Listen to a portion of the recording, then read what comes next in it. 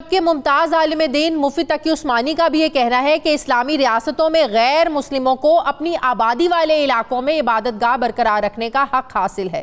مفتی تقی عثمانی نے مزید کہا کہ حکومت کے لیے یہ جائز نہیں ہے کہ وہ اپنے خرچ پر مندر تعمیر کرے، خاص طور پر ایسی جگہ جہاں ہندو برادری کی آبادی بہت ہی کم ہو۔ اسلام آباد میں ہندو برادری کی تعداد تقریباً 3000 کے قریب ہے، جبکہ اسلام آباد میں پہلے سے ہی سید پور کے علاقے میں ایک مندر موجود ہے۔ ہندو برادری آزاد ہے کہ وہ کسی بھی وقت اپنی عبادت گاہ میں جا کر مذہبی رسومات ادا کریں، جبکہ پورے ملک میں ہندو برادری کے لیے 1000 سے زائد مندر موجود ہیں، جبکہ دیگر اقلیتیں بھی آئین اور قانون کے مطابق اپنے حقوق کو استعمال کر رہی ہیں۔ ایسے میں پاکستان کے خلاف باتیں کرنا یقیناً بھارتی پروپیگنڈے کو فروغ دینے کے مترادف ہے۔ پاکستان میں کبھی بھی کسی بھی اقلیت کے جو بنیادی حقوق ہیں ان کو سلب نہیں کیا گیا ہے، جیسا کہ بھارت میں کیا جاتا ہے، جہاں بابری مسجد کو شہید کر کے مندر بنائے جاتے ہیں۔ اسی سال فروری میں ہونے والے دلی فسادات کو کون بھول سکتا ہے، جہاں چند ہی دنوں میں 19 مساجد کو شہید کیا گیا، جبکہ مسلمانوں کے کروڑوں کے املاک کو جلایا گیا۔ اسی طرح 2002 میں بھارت میں ہونے والے گجرات فسادات میں 500 مساجد کو شہید کیا گیا اور ہزاروں مسلمانوں کا قتل عام کیا گیا، لیکن پاکستان میں آج تک نہ تو کسی مندر کو نقصان پہنچایا گیا اور نہ ہی کبھی کسی مندر یا کسی اور مذہب کی عبادت گاہ کی جگہ پر کوئی مسجد تعمیر کی گئی۔ میں اس پر بات کروں گی، رائے لوں گی۔ چیئرمین رویت ہلال کمیٹی مفتی منیب الرحمان صاحب نے مجھے جوائن کیا۔ السلام علیکم، بہت بہت شکریہ مفتی صاحب، آپ نے مجھے وقت دیا۔ مفتی صاحب، پاکستان میں تقریباً 8 لاکھ ہندو بستے ہیں، جن کی اکثریت سندھ کے اضلاع عمر کوٹ، تھر پارکر اور میرپور خاص میں ہے، اور اسلام آباد میں رہنے والے ہندوؤں کی تعداد جیسے کہ میں نے اپنے انٹرو میں بتایا 3000 ہے۔ اب اسلام آباد میں جس مندر کی تعمیر شروع کی گئی ہے اس کی اجازت جو جگہ الاٹ کی گئی وہ نون لیگ کے دور حکومت میں کی گئی۔ اب آپ کی رائے اس میں کیا ہے؟ کیا حکومتی خرچے پر یہ مندر کی تعمیر نہیں ہونی چاہیے یا دارالحکومت میں نئے سرے سے مندر کی تعمیر ہونی نہیں چاہیے؟ بسم اللہ الرحمن الرحیم۔ میں اپنے میڈیا کے لبرل مجاہدین سے کہوں گا کہ معاملات کو رانگلی انٹرپریٹ نہ کریں، اور آپ نے اتنے اصرار سے مجھے گفتگو کرنے کے لیے دعوت دی ہے تو مجھے اپنا پیغام پورا ایز اٹ از دینے دیں۔ جی، ہم اس بات کے قائل ہیں کہ ہندوؤں کو ان کے حقوق ملنے چاہیے، جیسے ہم مسلمان اپنی مسجدیں خود بناتے ہیں، جہاں ان کی زمین ہو، جہاں ان کی آبادی ہو، وہ اپنی عبادت گاہیں بنائیں یا پہلے سے بنی ہوئی ہیں ان کو چلائیں، اور اپنی حدود کے اندر رہتے ہوئے اپنی عبادت گاہوں میں اپنی عبادتیں کریں۔ اس سے کبھی کسی نے کوئی اختلاف نہیں کیا، اور نہ ہم آج اختلاف کرنے جا رہے ہیں۔ ہندوؤں کے وقف بھی، ٹرسٹ بھی اس ملک میں موجود ہیں۔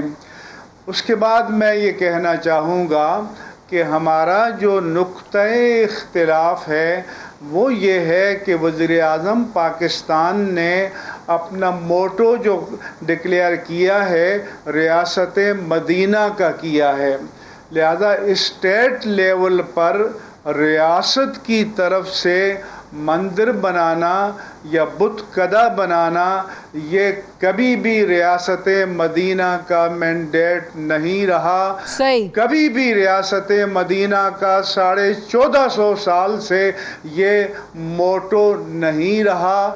ہندوؤں کی کہیں آبادی ہے وہ اپنی جگہ لے سکتے ہیں، وہ اپنی عبادت گاہ بنا سکتے ہیں قانون کے دائرے کے اندر رہتے ہوئے، لیکن بیت المال سے بت کدہ بنانا، بتوں کی پرستش کا مرکز بنانا، یہ ریاست مدینہ کے مینڈیٹ کے خلاف ہے، یہ ریاست مدینہ کے بنیادی اصولوں کے خلاف ہے۔ لیکن اس کی تعبیر یہ نہ کریں کہ ہندوؤں کو حقوق نہیں دیے جا رہے، یہ کیا جا رہا ہے، ایسا ہرگز نہیں ہے، بلکہ ہندوستان سے تقابل کریں تو آج مسلمان وہاں جتنے غیر محفوظ ہیں اس سے कई गुना यहाँ पर तमाम गैर मुस्लिम महफूज हैं, और हम चाहते हैं कि उनको जान माल आबरू का तहफ़्फ़ुज़ मिलना चाहिए। अपनी इबादत गाहों में उनको इबादत करने का हक़ मिलना चाहिए। हज़रत उमर फ़ारूक रज़ी अल्लाह ताला अन्हु जब फ़ातिह बैतुल मक़दिस की हैसियत से बैतुल मक़दिस में दाखिल हुए तो वहाँ उन्होंने उनके साथ एक चार्टर साइन किया, एक मंशूर साइन किया, और ये नहीं कहा कि हम तुम्हें चर्च बनाकर देंगे, कनीसा बनाकर देंगे, सोमिया बनाकर देंगे, बल्कि ये उनको गारंटी दी कि जो तुम्हारे चर्चेज हैं, जो तुम्हारी इबादत गाहें हैं, तुम्हें उनके अंदर इबादत करने का पूरा हक़ हासिल होगा। तुम्हारे जो बिशप्स हैं, मजहबी रहनुमा हैं, उनको छेड़ा नहीं जाएगा, उनको डिस्टर्ब नहीं किया जाएगा। ये चार्टर तब भी था, ये चार्टर आज भी मौजूद है। उस वक्त भी मुसलमान उसके साथ खड़े थे, आज भी हम उसके साथ खड़े हैं। उससे डेविएशन हम नहीं कर रहे। जो भी मैं अपने मीडिया से जो गाना भी रिलीज किया गया है, जो मैंने आपने भी सुना, जो मोदी का एक प्रोपेगेंडा, जो बीजेपी की एक सोच है प्रोपेगेंडा, वो उस गाने में साफ झलक रही है कि वो खुशी मना रहे हैं कि वफाकी दारुल हुकूमत में वहां की हुकूमत हमारा साथ। ये एक प्रोपेगेंडा है। मोदी ने तो 500 साल की कायम मस्जिद को शहीद करा दिया। बिल्कुल। फिर उसके बाद वहाँ की सुप्रीम कोर्ट की मदद से उसके स्टेटस को ख़त्म कराया, उसको बुत कदे में और मंदिर में तब्दील किया। पाकिस्तान में ऐसी कोई मिसाल नहीं मिलेगी।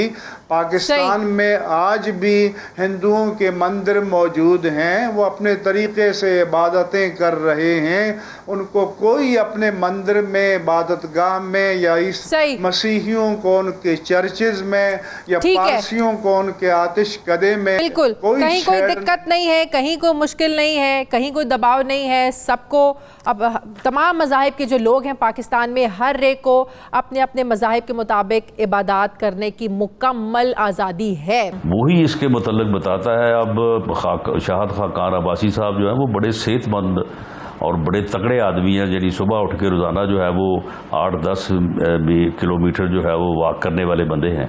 तो वो मुझे बता रहे थे कि इससे इतनी ज़्यादा जो है वो यानी नकाहत और राणा साहब, ऑपोजिशन हुकूमत के खिलाफ कोई तहरीक चलाने का सोच रही है। ज़ाहिर है हुकूमत को इस वक्त बैड गवर्नेंस का ज़ाहिर एक सामना है, अवाम का एक प्रेशर है, तो इसको बुनियाद बनाकर आप लोग, कोई प्लान है आप लोगों का, इस एजेंडे में है कि आप लोगों ने तहरीक चलानी है इस हुकूमत के खिलाफ? मेरी मौलाना फजलुर रहमान साहब से मुलाकात हुई थी। वो मेरे साथ मेरी पार्टी के 2 MNAs खुर्रम दस्तगीर साहब और मोहसिन राजा साहब भी थे। तो जो वहाँ पे हमारी डिस्कशन हुई है या पार्टी के लोगों के साथ, तो इस तहरीक के लिए ही ये APC होने जा रही है। वरना और APC ने क्या करना है बैठ के? अगर APC ने बैठ के ये फैसला नहीं करना इन हालात में, जो हालात ये हैं, क्योंकि इन हालात की तमाम तर जिम्मेदारी मौजूदा हुकूमत पे है। ये हालात जो भी आए हैं, जो भी इस वक्त जिस दलदल में मुल्क जो है वो धंस चुका है, इसकी ज़िम्मेदारी सिर्फ़ और सिर्फ मौजूदा हुकूमत है। बल्कि ये मौजूदा जो है, ये तो एक तो है ना कि कोई वजह होती है, कोई ना कोई रीज़न होती है किसी ना किसी क्राइसिस की। ये तो यानी क्राइसिस जो है ना वो इसके पास से जो है ना वो दूर से गुजरा हो। ये तो आप लोग कह रहे हैं ना, वो कह रहे हैं कि हम लोग जो भुगत रहे हैं आप लोगों के पैदा किए हुए क्राइसिस है ये। हम लोग अभी तक अगर कुछ कर नहीं पा रहे हैं तो आप लोगों की वजह से नहीं कर पा रहे हैं, वो सब कुछ आप लोगों पर डालते हैं। इवन जो PIA में जो अभी ये जो जाली लाइसेंस और ये डिग्रीज का मामला है, ये भी वो आप लोगों पर डाल दें कि आप लोगों ने सब कुछ किया, आपके दौरे हुकूमत में सारी भर्तियाँ हुई हैं। आप मुझे ये बताएं कि ये जो तकरीर थी अपना वज़ीर मौसूफ से और जो वज़ीर आज़म ने बात की उसको ये हमने करवा दी है? हमने कोई इनके अंदर कुछ चाबी फिट की हुई है कि हम वो चाबी दे देते हैं और ये खुद ही तकरीरें शुरू कर देते हैं? ये तो इनके अपना किया धरा है। ये हमने कहा था इनको कि ये वो तकरीर करें। तो छुपाना चाहिए था, झूठ बोलना चाहिए था इस पे, पार्लियामेंट में नहीं बोलना चाहिए था इस पे, क्या करते?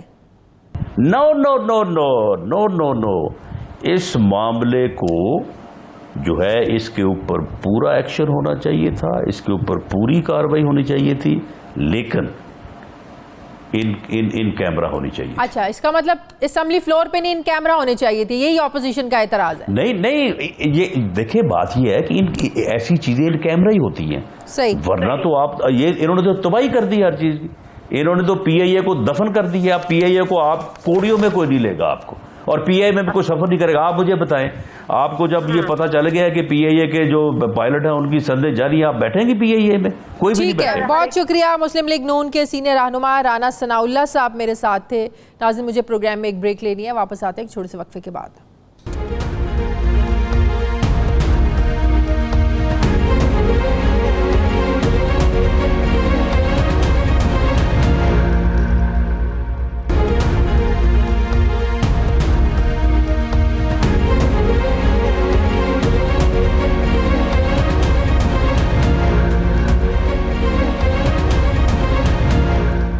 بریک کے بعد ناظرین ایک بار پھر سے آپ کو خوش آمدید کہتے ہیں۔ ناظرین، بانی پاکستان قائد اعظم محمد علی جناح نے یہ کہا تھا کہ پاکستان میں ہندو، عیسائی اور دیگر اقلیتیں آزاد ہوں گی، جہاں انہیں مندروں سمیت اپنی اپنی عبادت گاہوں میں جا کر فرائض کی ادائیگی کی اجازت دی جائے گی، جبکہ آئین پاکستان میں بھی اقلیتوں کو برابری کی بنیاد پر حقوق دیے گئے ہیں، اور موجودہ صورتحال میں پاکستان کے قائد اعظم کے اقوال کے عین مطابق گامزن ہے۔